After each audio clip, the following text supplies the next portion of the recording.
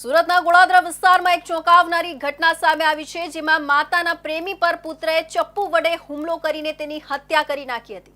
પોલીસે ગણતરીના કલાકોમાં આરોપી પુત્રને ઝડપીને હત્યાનો ગુનો નોંધ્યો છે। મરનાર રાજેન્દ્ર બંડુધરમ ગોળાદરા વિસ્તારમાં રહેતા હતા અને છેલ્લા 3 વર્ષથી યુવક વિશાલ ભણદેની માતા સાથે પ્રેમ સંબંધમાં હતા।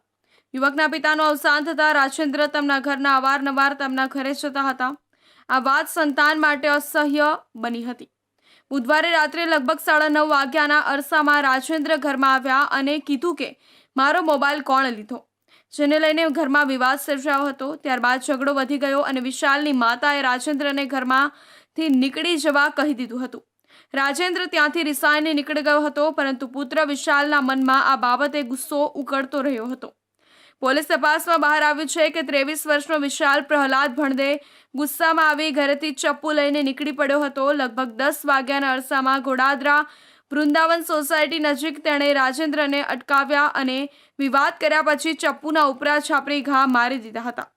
ગંભીર રીતે ઘાયલ રાજેન્દ્ર લોહી લુહાણ હાલતમાં નીચે પટકાયા હતા અને ઘટના સ્થળે આસપાસના રાહદારીઓએ તેમને તત્કાલ સારવાર માટે હોસ્પિટલ ખાતે ખસેડ્યા હતા। હોસ્પિટલમાં લઈ જતા પહેલા જ રાજેન્દ્રનું મોત થયું હોવાનું ડોક્ટરોએ જાહેર કર્યું હતું।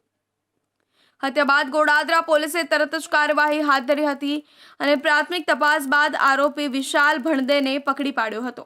આ ઘટનામાં હકીકત એ મુજબ હતી કે એક વ્યક્તિ જેનું નામ રાજેન્દ્ર ધરમ કરીને છે, એણે પોતે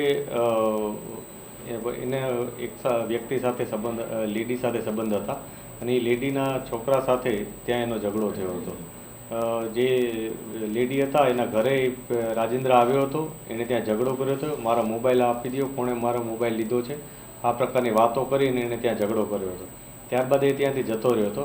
આ ઝઘડાની અદાવત રાખી અને જે લેડી છે એમના પુત્ર વિશાલ ભદાણે એણે ત્યાં થોડાક આગળ જઈ અને આને આડો આંતરી અને એને ચપ્પુનું ઘા મારી અને હત્યા નિપજાવી હતી। એને ગળામાં માર્યો હતો ઘા અને પેટના ભાગે ઘા માર્યા હતા।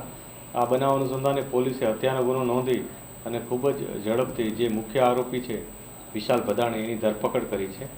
વિશાલ ભદાણે પોતે કોઈ અત્યારે ક્રિમિનલ બેકગ્રાઉન્ડ નથી ધરાવતો, તેમ છતાં અમે તપાસ કરી રહ્યા છીએ, અન્ય જગ્યાએ પણ તપાસ કરી રહ્યા છીએ અને અત્યારે ફર્ધર અમે પોલીસ કસ્ટડી પણ માંગીએ છીએ। એને જે આ ગુનામાં જે ચપ્પુ વાપર્યું હતું એની તપાસ કરવાની બાકી હોય, ફર્ધર પોલીસ કસ્ટડી પણ એની માંગીશું।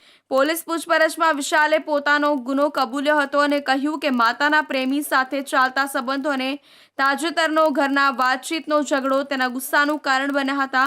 મરનારની માતા શકુંતલા દ્વારા ગોળાદરા પોલીસ સ્ટેશનમાં નોંધાયેલી ફરિયાદના આધારે વિશાલ વિરુદ્ધ આઈપીસી કલમ 302 હત્યા હેઠળ ગુનો દાખલ કરવામાં આવ્યો છે।